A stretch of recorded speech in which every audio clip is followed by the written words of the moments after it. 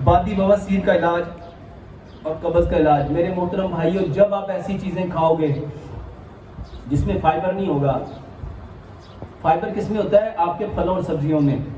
जब आप फलों और सब्जियों को छोड़ देते हो और ऐसी ग़िज़ाओं के ऊपर आ जाते हो जो रिफाइंड होती है, प्रोसेस होती है, केमिकल वाली होती है, आपके fast food, junk food, frozen food, artificial food, ये सारी की सारी चीज़ें, मेरे मोहतरम भाइयों एक असूल याद रख लो, बवासीर उसकी सबसे बड़ी वजह कब्ज़ है। जिसको कब्ज़ होगी उसको बवासीर, और ऐसा कभी नहीं हो सकता कि बंदे को कब्ज़ ना हो कि मुझे बवासीर है।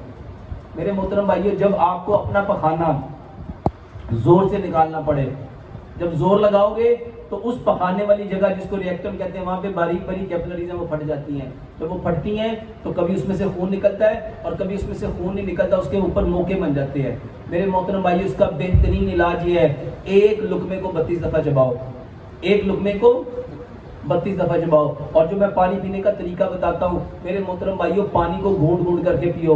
और इसका बेहतरीन इलाज, हार सिंगार के पत्ते लो, वल्लाह बहुत बेहतरीन इलाज है।